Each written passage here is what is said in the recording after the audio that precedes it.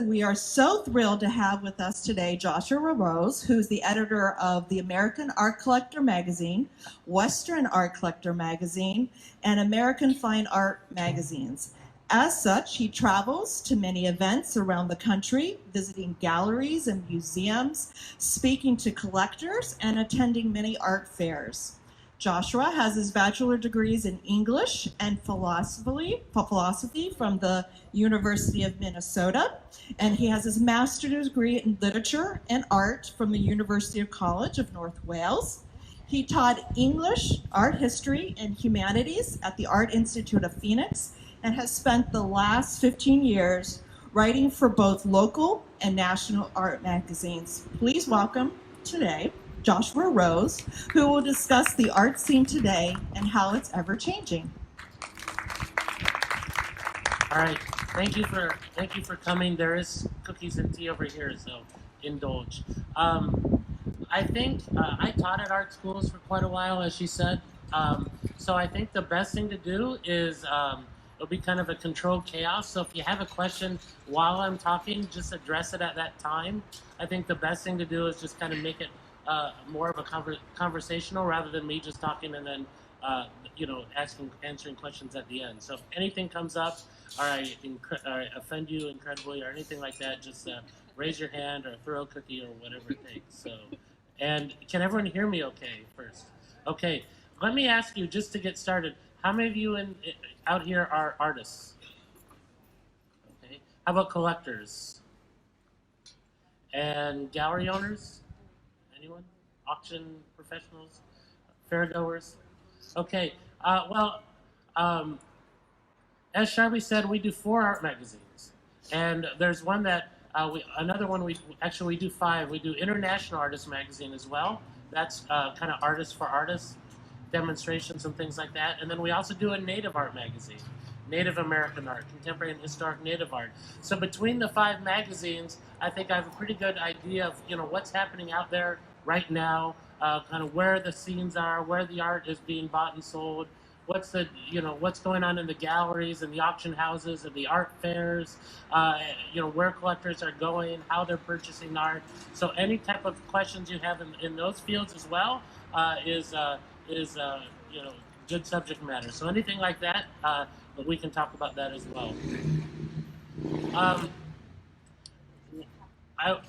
Thinking about this and preparing for the talk, there does seem to be a paradigm shift in how art is bought and sold in this country and abroad.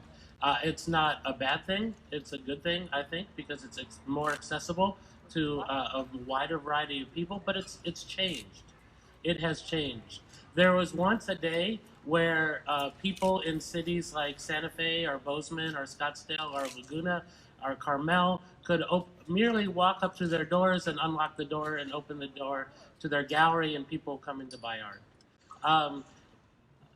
That sort of buying, I think, it's changed. It's still there, but it's not as prevalent as it was. I think now the galleries that exist have to work a little harder for their sales and try different things and try new things and new venues. There's still a lot of art is bought and sold in the seasonal art markets, but like I said, it's done in a different way. At one time, if you think back to, I'm sure a lot of you have been doing this for a long time. The main element of the art scene was the one-person show, and then at the holidays it'd be a group show, and the galleries would book their shows 2 years in advance. As an artist, you'd have 2 years to create work for this new show. You'd show up with anywhere from 18 to 25 paintings for the show. You'd put it on, people would come to the opening night, and you'd sell out or whatever, but whatever it may be. But from what I've been told, it's about 90% of the art at an opening gets sold on opening night. And that was it. It went from the the artist in their studio, and your outlet, your connection to this whole other world was the gallery. And it was the gallery that planned the shows, that decided who had the shows. And that's all well and good. I'm a strong believer in galleries, and I think that system needs to be in place, but it's just changed a bit. But now what you have is, so you think there's this one prong that's the artist in their studio going to the galleries. And if you look at it now, you have um, artists in the studio creating work. You have the galleries, yes, art fairs. Art fairs is a thing now, and it's a thing that galleries feel they have to be connected to. I just read this morning that in 2005 there were 68 art fairs, and in 2015 there's 220. Just from the ones that we do business, we try to sponsor as many of these shows as possible as a magazine because we want to be where the collectors are. So if there's an art fair in the Hamptons or Laguna or the Los Angeles Art Show, we want to sponsor that. So we'll usually give them an ad, and then they give us a booth, and we can hand out the magazines because in our mind, that's where the collectors are. And that's where we want to be. That's where we want to position ourselves. Just this year, so in the art fairs that we've kind of started working with, we found new fairs in Miami, of course, Aspen, New York City, Jackson Hole, Philadelphia, and I don't know if this is announced yet, but there's one in Denver that's opening March of 2020. And how these fairs work, there's usually anywhere from 50 to 100 booths or galleries that take out booths. They spend anywhere from $20,000 to $60,000 to have a booth, and then they have a weekend. Usually the gala opening is a Thursday night. They have the entire weekend to sell as much art as possible. And then on top of the fairs is the auction houses as another venue for artists to sell their work. And that's mainly secondary market, but things have changed a little bit, so that's becoming more prominent. So what as an artist or as a collector, how does that change what you do? And how does that change how you think? I think there's a fundamental difference in that. I think the beauty of a one-man show, and why ultimately I think that my talk is kind of based on maybe going back to that type of model, is that as an artist, you have 2 years to create this body of work. You're creating a body of work. And it allows you to experiment. It allows you to take chances. It allows you to do things that maybe you hadn't tried before. I think in venues like art fairs and those sort of events, that the collectors like it because they can see work from 50 different galleries across the country all at once. But as an artist, it's almost like the best hits. Give us 3. The gallery will call you. Okay, I have a booth at the LA Art Show. I need 5 of your best paintings that you know will sell, and so do something that you're familiar with. And I think, yes, sir. Don't the galleries or the people that are running the gallery, don't they curate what the artist has for the fair? I think, from what I've heard, in a way, but I think they also use it as a way to get work. Galleries need inventory. And if it's just, I'm open from June to August and I need 20 paintings, it might not be an incentive for an artist. But if a gallery calls you and says, okay, I'm doing the LA Art Show, 60,000 people come, I need 4 of your best work, galleries use it as a way to guarantee that they get some inventory coming into the gallery from all the artists. So typically they'll call their stable of artists and try to get 4 or 5 from each. So I think it goes a little bit both ways. But I think going back to this point, I think that that works. You want to sell work. It's important to get work out there in front of collectors, and collectors do enjoy what comes with seeing such a variety. But I think as an artist also, it's a bit limiting in the fact that you're just creating one and one and one. And I think that's okay. Like I said, everyone needs to make a living, and I think that's perfectly fine. But I think it changed, the philosophy of it changes when you're set with a gallery and you're creating a solid body of work that you think about, that you try new things, that you experiment with. And I think that changes the nature of the work and what it is out there. And I think it's up to the artist and the gallery to sell that as to collectors, to say, look, this is a journey. An artist's career is a journey that they're on, and it's something that as a collector you buy into, and you want to see the new things that they're doing. You don't want to see them churning out the same work. You want to go on that journey with them and experience and see the different types of work and see what they're able to create. Um, and uh, and so I think it's a different way of thinking.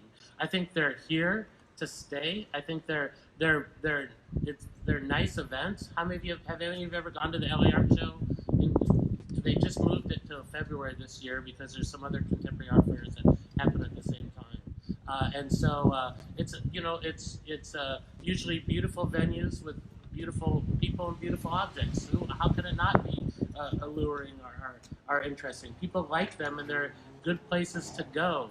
But at the same time, they are about, I would say, they are about sales rather than building the relationship between an artist and a collector and a gallery, which ultimately this is all about, I think. When I think about that experience that comes at the various venues. Events like this, too, where you're able to see a lot of work. And don't forget this part, too, meet the artist. All you artists out there, when you're sitting in your booth, people love that. Collectors love that. I always equate buying art with taking a little piece of that artist home and hanging it on their walls. It's not just the painting. It's the presence, it's the personality, it's all these things in one that a collector is drawn to about a particular work of art. So being here, events like this, where the artists are present, and where maybe the artists are where you're working and people can look over your shoulders, I think all that develops these collectors as well and gets people to start thinking about, the nature of how the things are moved.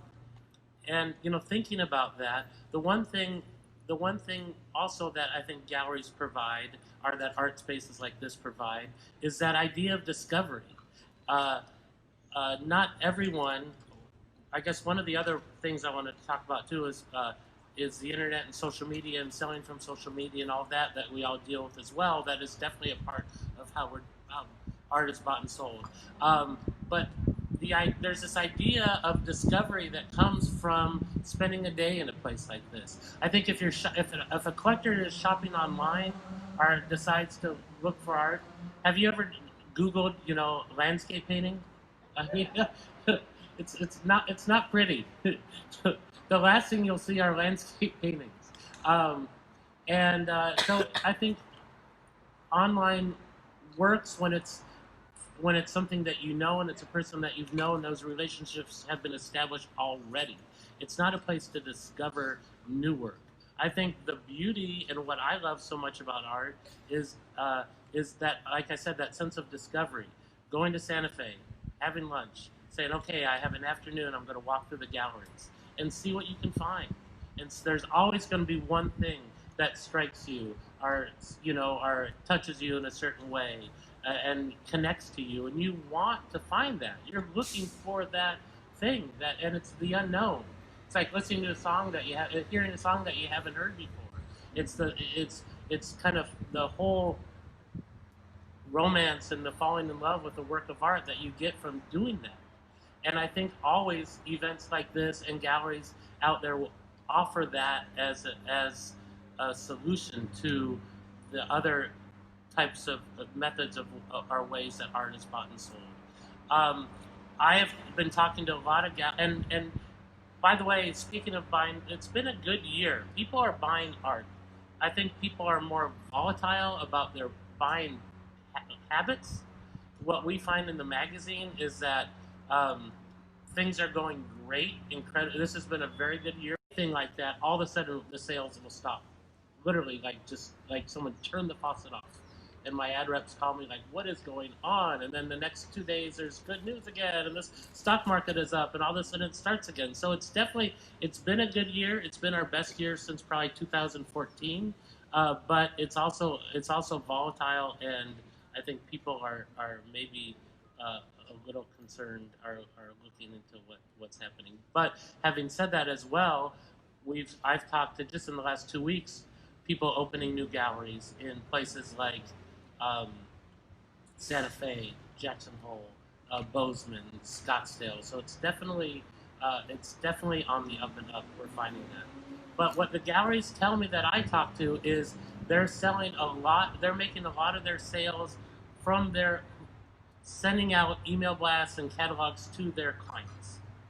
And those are people, and so I think the online and the emails, that works for people who already know your work and already know what to expect, or already trust the gallery and know that they somewhat align taste with the gallery owner. So I think those things work for that. But that initial exploration, that initial discovery that I was talking about, which is why I think one of the reasons we all got into art in the first place, I think still comes from personal connections and walking around and seeing and doing those journeys of discovery and coming to places like this and just seeing what they can find. It's like treasure hunting in a way, I would say. And I think that is still happening. There's an event in Scottsdale that's called that's similar to this, where Celebration of Fine Art. Have any of you ever participated in that? And it's for 3 months, so it is quite similar to this. But the artists have to be, one of the requirements is that the artist is there in their booth making art every day. And people love that. People love to see that happen, and they love to make those connections, and they go and buy. They go back and buy every year.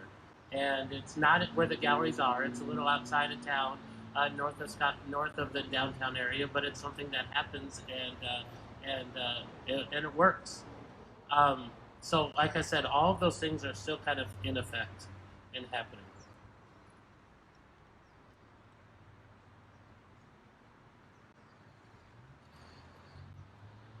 All my notes.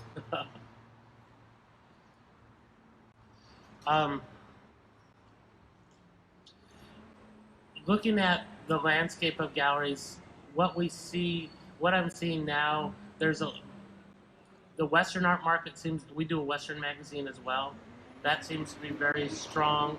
We also do a fine art magazine that's historic American art, and it's everything from Hudson River to 19th century Impressionists to Rockwell and illustrations and Georgie O'Keeffe and things like that. There are elements of the more traditional art in that way that are having trouble, but for the most part, all of that is doing very well. You see an Edward Hopper sold at auction in November for $96 million. That's not Basquiat, that's not Jeff Koons, that's not super contemporary, art that no one understands. It's painted scenes. It was actually Hopper's painting Chop Suey. It was the last great Hopper in private hands of a man and a woman sitting in a restaurant, sold for $96 million. So there's still a market for that. What they say about the traditional work is that the best of the best will always sell. It's just maybe the 8s and the 7s that are having trouble in that market, but there's still definitely a market for that. And to me, that's promising. I mean, that shows that traditional art is in landscapes and figurative and still lifes and all the things, photography, all the things that we all love is around, and it's here to stay. You see the headlines. Contemporary art gets all the headlines because things sell for ungodly amounts of money. But that's a whole different world that, frankly, I don't want to be a part of, and I'm sure none of you do as well. It's a whole different thing. But the market for traditional art, the things that we see around us here, the things that are sold in these cities that we talked about, still seems to be strong. We started hearing from really good realist galleries, places like Ray's Gallery in New York City, George Billis Gallery in Los Angeles and New York, Principal Gallery in Virginia, in Alexandria, Virginia, and Charleston. William Bachek Gallery in Northampton, Massachusetts, Max Alexander Gallery here in Los Angeles. We started hearing from these galleries again this year. Some of them had kind of gone dark for a little while, waiting for the economy to pick up. But we've been hearing back from all of them. They've all taken ads or doing shows or doing long contracts. So it definitely seems, like I said, that this market is in full effect. And I just driving. We just got a new gallery working with us here in Laguna, and I've seen we started the magazine about 15 years ago, and there's a whole different crops of galleries in Laguna, and most of those have gone away, and now there's new ones, and the new ones seem to be doing quite well. So it's interesting to see how that's all playing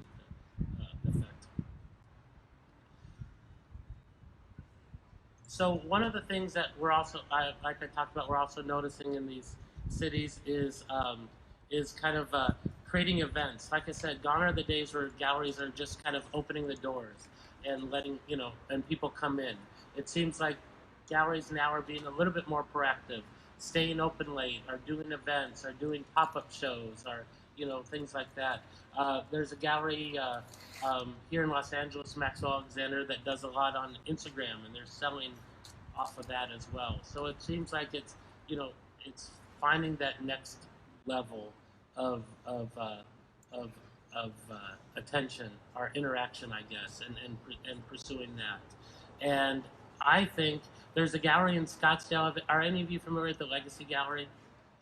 Yeah, it's probably the premier Western art gallery in the country. And in the Western art world, a lot of the attention started shifting to these museum shows like the Pottery Masters of the American West and the Prix de West in Oklahoma City and the Idle George show in Indiana, where artists like them because most of those museum shows only take 25%. It goes directly to the museum. The 25% does. Collectors go. It's a very social event, and those were doing very well. But some of the galleries were suffering because they said the artists were sending their best work to these various shows.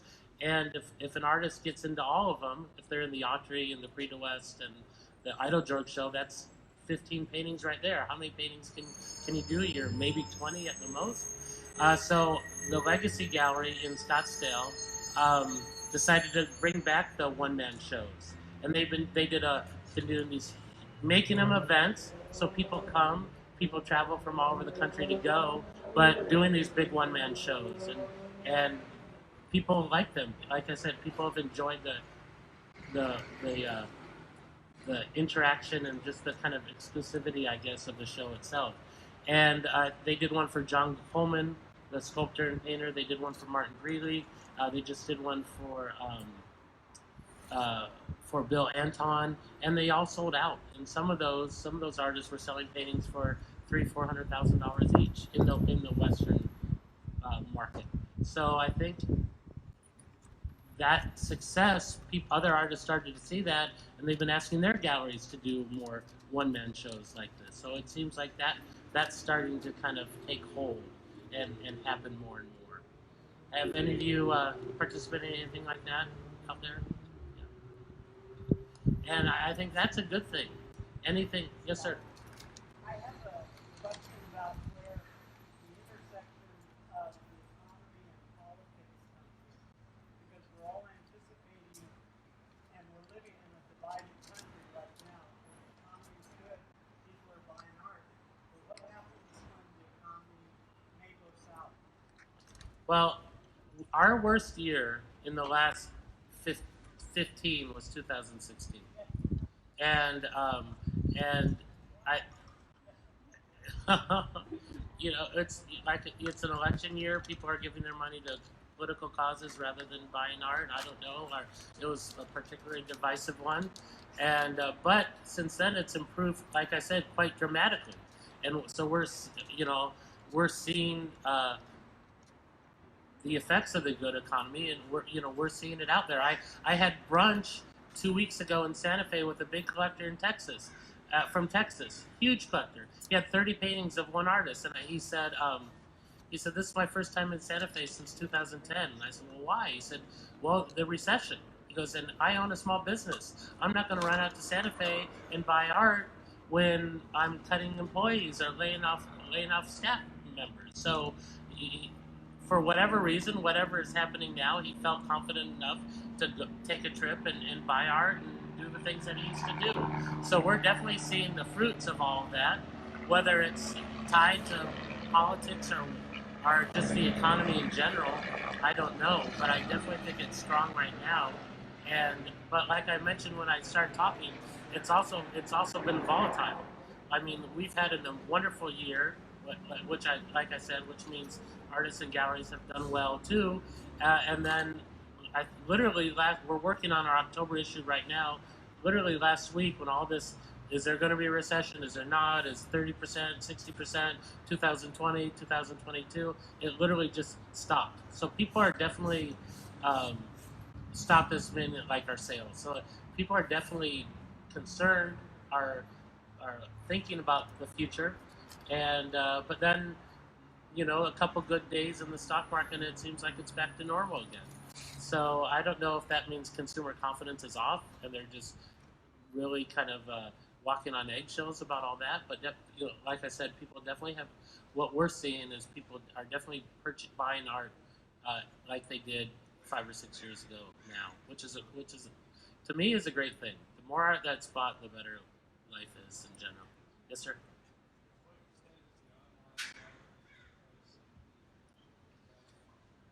I don't think it can. Okay, you want to know in what extent is the online gallery uh, re- um, replacing the gallery on the street? I don't think it can. I really don't think it can because you need, out of all of our advertisers, maybe we could have 80 in every issue. I don't think there's maybe one that's an online gallery. It's either an actual gallery or a person, or an artist or an event. I don't think it can. I think you still need that. You need you need something to drive people to your space. And even an art fair won't take an online gallery. It has to be a physical gallery, with four walls and all of that. I think, like I said, online sales to me are scary. I think they're good and bad. I think, like I said, if you're to say, "Oh wow, I want to buy a California landscape painting," and you sit down and you Google California landscape painting, you're going to lose your money, and you're going to get something that you're very unhappy with, and that's scary to me because those are we want to get into this market new collectors, and if somebody has a bad experience. They might not buy art again. They'll go away and say, "Oh well, I tried. It didn't work out. I'm going to go back to collecting vintage cars or whatever." And so I think online is happening. It's definitely a thing now, but it's only with collectors who know the gallery or are familiar with the art.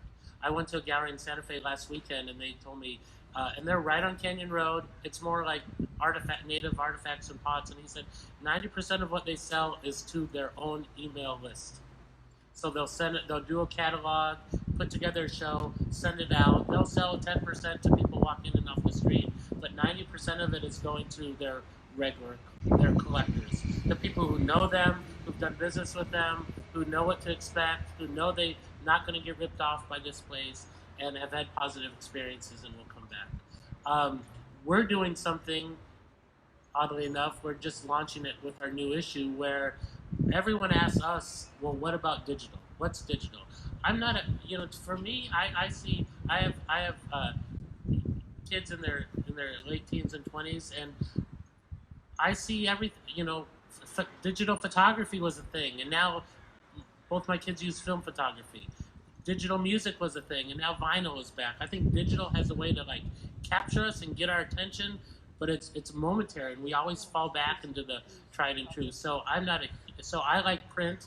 I love magazines. We do offer our I buy books. We do offer our magazine digitally as well, but I prefer the print copy. My publisher thinks magazines are going to go away completely in 10 years. I think they're here to stay.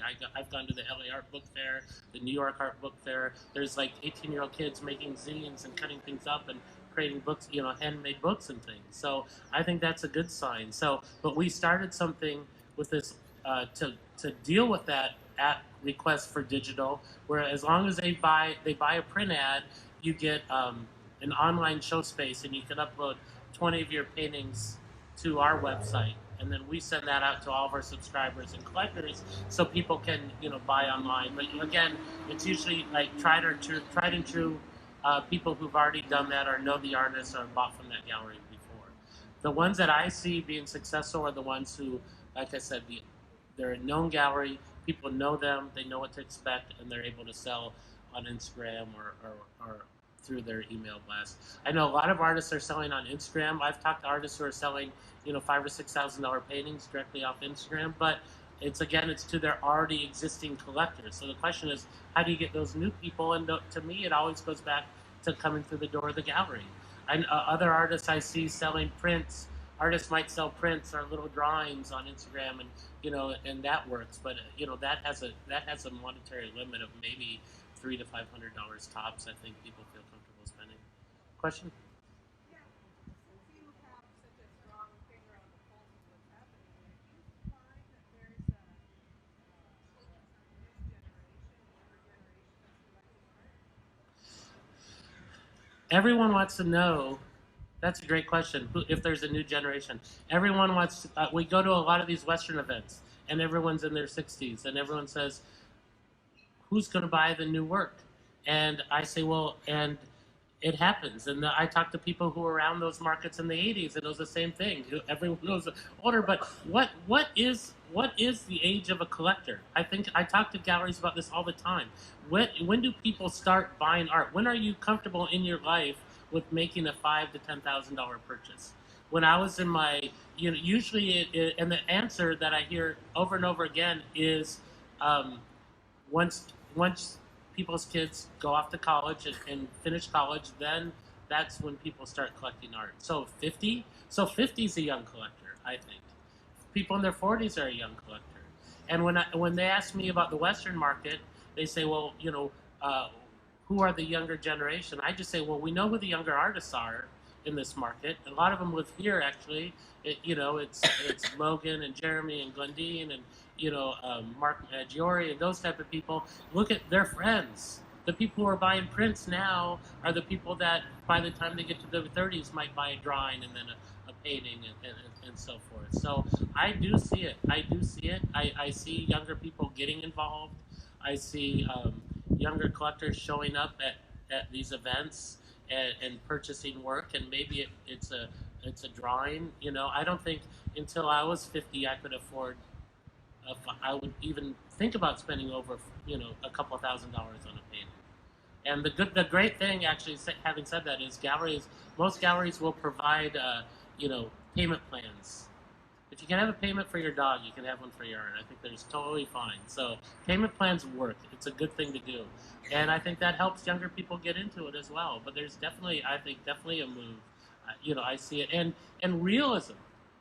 A lot of younger artists today are turning to realism because they grew up with comics, they grew up with cartoons, they grew up with animation, and they're into it again.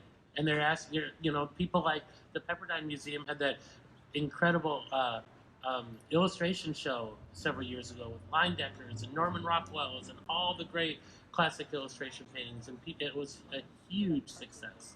So all those things, people are rediscovering, I think. Rediscovering that. Contemporary art is what it is. I understand it. I get it. I don't like it. I get it. I see why, I guess, people buy it, but it doesn't have the allure to me that some of these other things do. And the great tradition of realism and Wyeth and Rockwell and Leyendecker and all these wonderful people that were blessed with, being able to see their work for all these years. It's still alive and well. There's a huge, I haven't seen it, but we've written about it several times. N.C. Wyeth exhibition right now, retrospective. It started at the Brandywine Museum. Now I think it's at the Portland Museum of Art, and I think it goes somewhere else. And talk about the grandfather of American illustration. I mean, and it's incredibly, it's been incredibly successful. There's a show. In October in Scottsdale, they're doing a Maynard Dixon show, and then in March in Denver they're doing Remington Homer, Frederick Remington Winslow Homer, and so again, these are great institutions, world-class institutions focusing on realism and the type of art that we see today, and they're doing, I think, very well with it. Yes, sir. In what way? Pottery. We do a native magazine, and he asked about pottery, and I think we do a native magazine, and we work a lot with some of the best ceramic artists around the country, and that seems to be doing very well. From what I can see, there's definitely a market for that. Yeah, there's a show in Chicago, SOFA. It's called Sculptural Objects Found Art, or Functional Art, and it's where you go to buy. It's the show a year to buy glass and ceramic and wood and those type of work, and it seems to be, getting better, bigger and bigger every year. So I think it seems to still be quite strong. There's very good galleries that specialize in that. I was I was just mentioned earlier. I was in Santa Fe a couple weeks ago at the Blue Rain Gallery, which is a big contemporary space, and they had glass art, a lot of glass art, and they're doing very well with it. So I think maybe traditional sculpture, it, people are starting to look for alternatives, and they turn to ceramic and glass and things of that nature.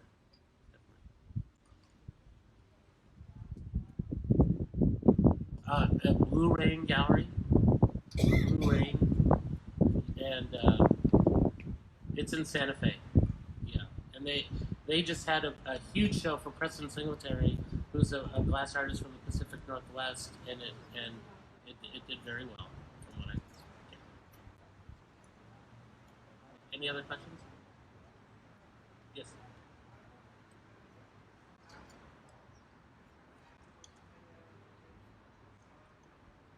Oh yeah.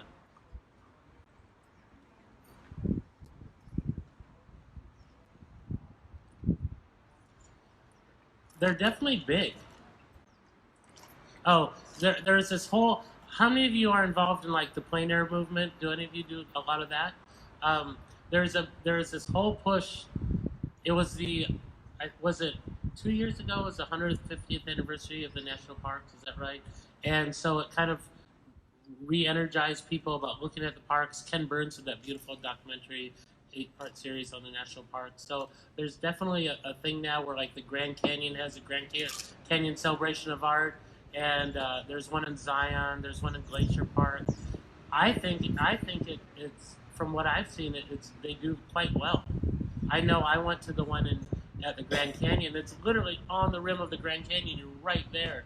And as an artist, I mean, how could it get any better? They invite maybe 20 artists, and how they usually work is they'll paint all day, and then at night they'll do a little auction that evening and sell the work that was created at that moment. And it seems to be, again, going back to what I mentioned before with meeting the artist, people love that connection.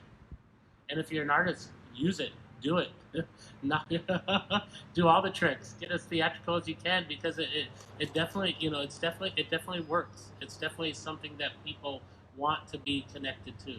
And I know I'm going to talk to the festival here after this talk, and that's one of the things I would recommend. You don't have to be in your booth painting the whole time, but do demonstrations or work on something while you're in there. And and people also, I don't know why, but collectors are fascinated with the newest. The newest. They call the gallery. What do you have new? Oh no, I saw. That's a month old. It's like buying fruit at the market or something.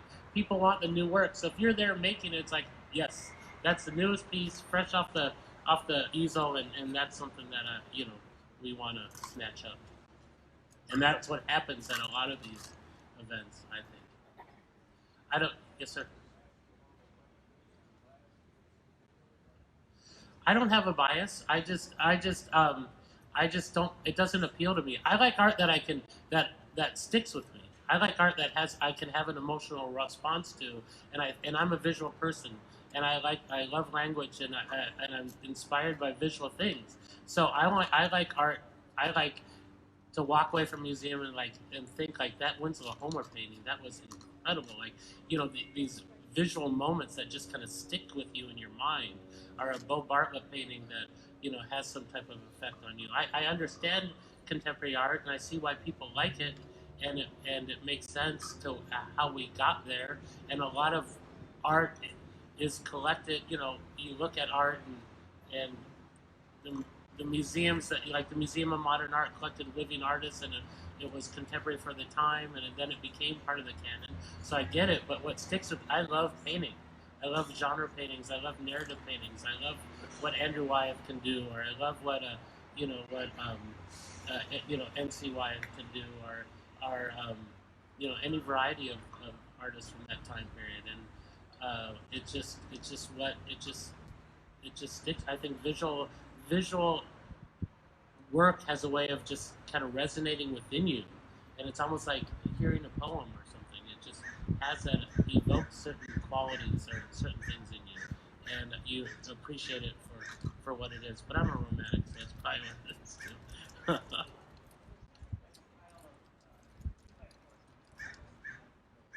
Yeah, right, exactly. And it's amazing what you look. I just mentioned Maynard Dixon.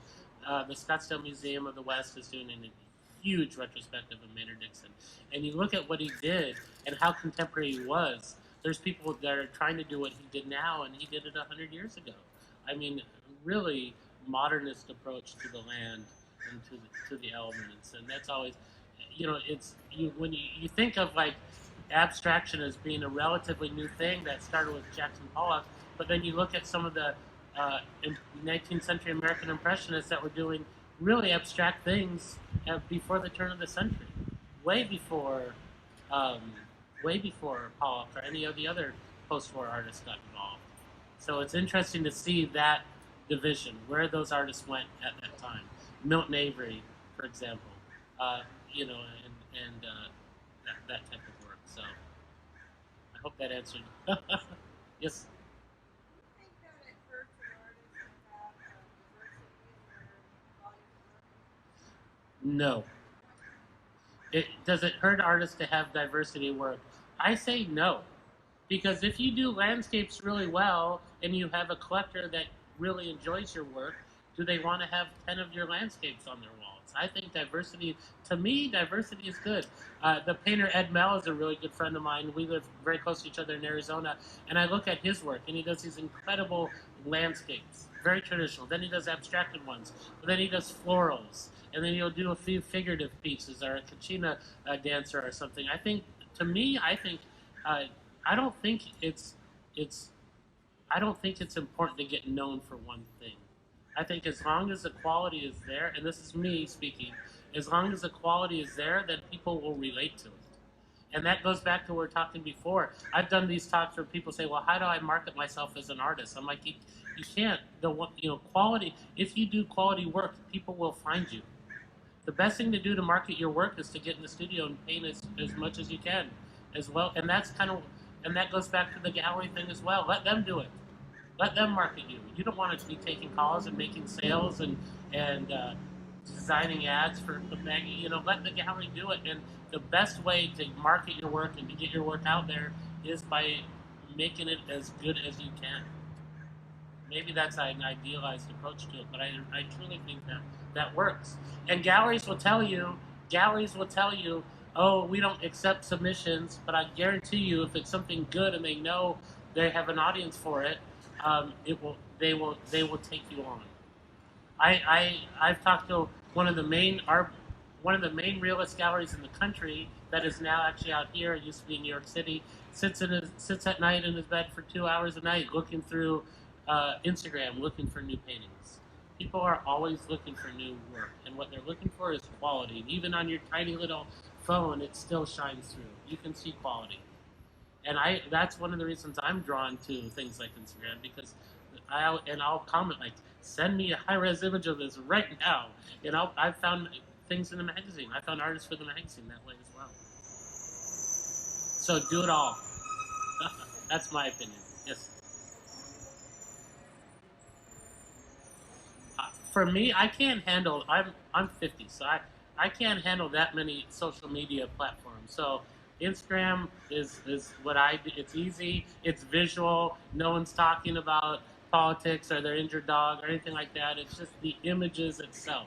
And to me, that's whether it's like restaurants or new restaurants or shopping or clothing or whatever it is.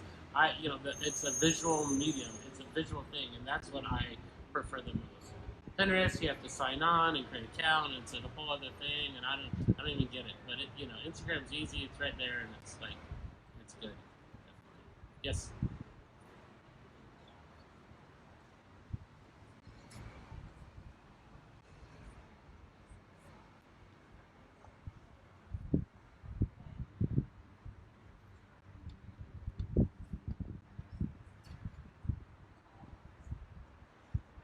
Right.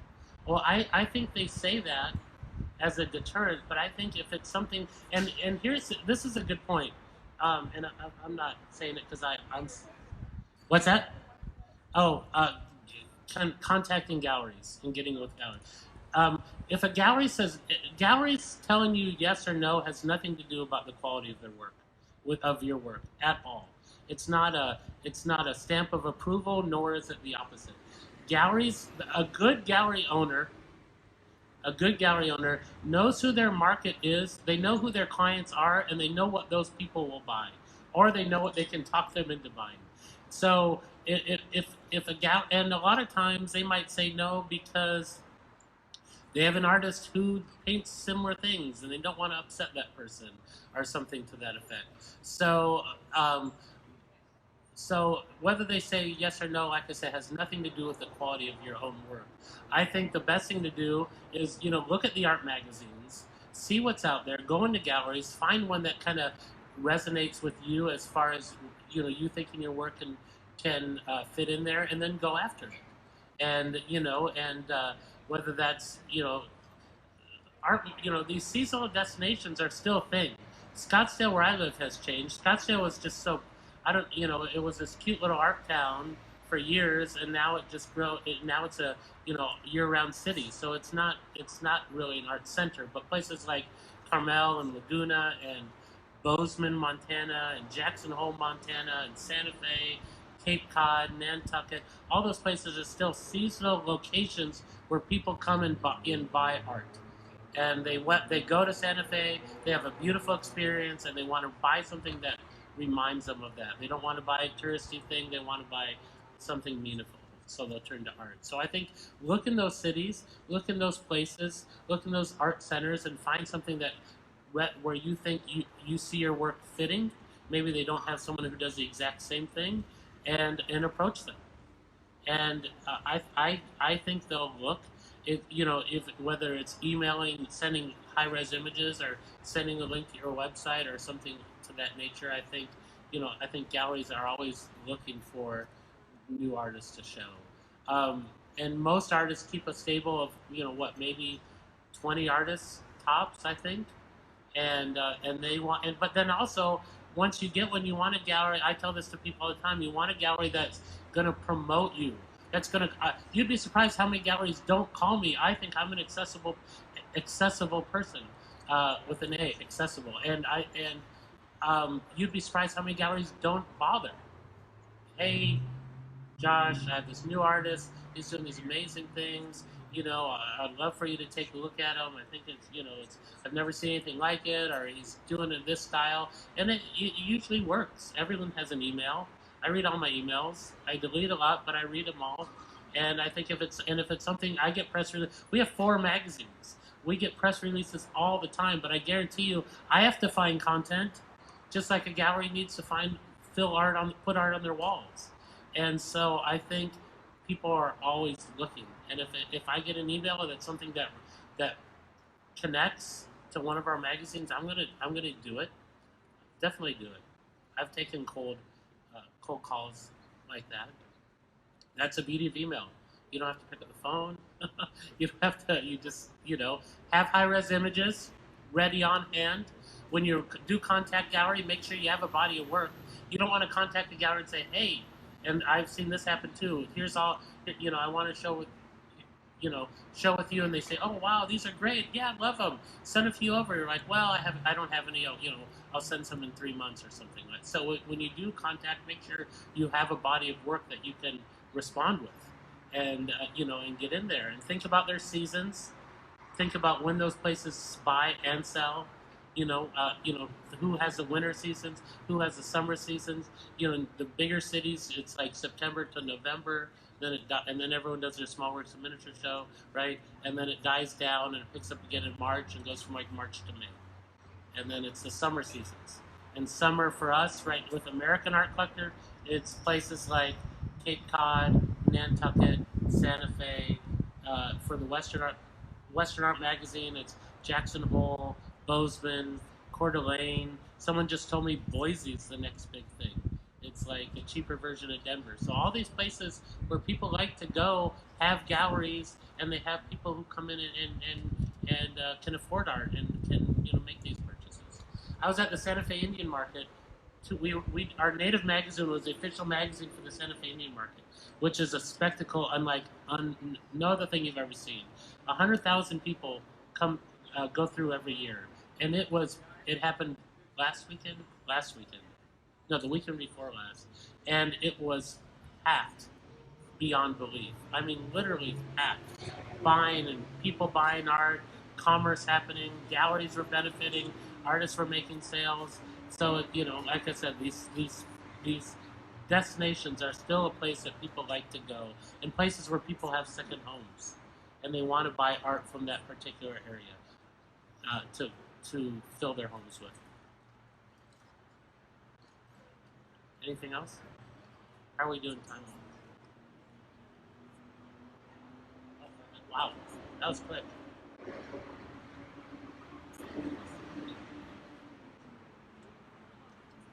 So, I guess with 5 minutes, I guess what I'd like to say then is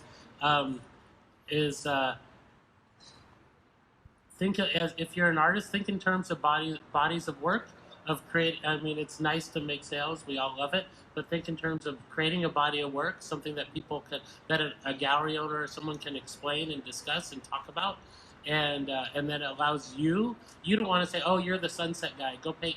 Give me 3 sunsets." You don't want that. That doesn't make you happy. I have a friend who's an incredibly successful artist. He can do painting in 2 hours. He sells it for 15, 20 grand, and he's miserable. He is miserable. He's like, I don't want to do this. I can't do these anymore. But he tries something new, and he's kind of stuck. So I think that's a danger as well. You can become too successful, and you want to have to churn out the same thing. As an artist, maybe that's rewarding financially, but is it rewarding? Is it the life you want? I don't know. And so I think think in terms of bodies of work. Think in terms of things that allow you to experiment and try new things and new mediums or new subject matter. And as a collector, be ready to go along for the journey. Like, maybe I don't know do I need another Grand Canyon painting? Let's see what else this artist can do. And there's some type of beauty that comes in experimentation. And those things get decided by the test of time. And they look back at like a Thomas Moran painting and say, okay, this is when he started trying this new style, and they see and they can trace all that. So as a collector, go along for the journey and be open to that, taking that journey with the artists and seeing what else they can do and finding new things and finding new styles. It rewards all of us. We're all talking about buying art here. Thank God. It's to be able to have this as a job and as a profession, as a lifestyle. I think we're luckier than 90% of the people out there just being in this field. Like I said, it's an interesting thing. I always think sometimes I think my job depends on very wealthy people having as much money as humanly possible, so they can buy these things. But if that's what it takes, then that's what it takes. We're good. Any other questions? All right.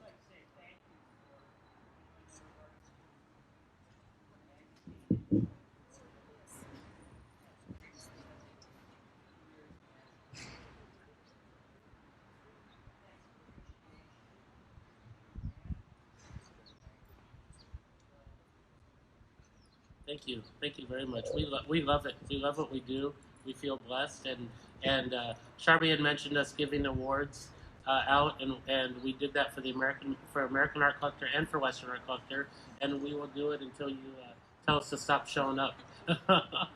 And when you live in Phoenix, weekends in Laguna is not a bad thing. So let's all thank Joshua Rose. Thank you so much.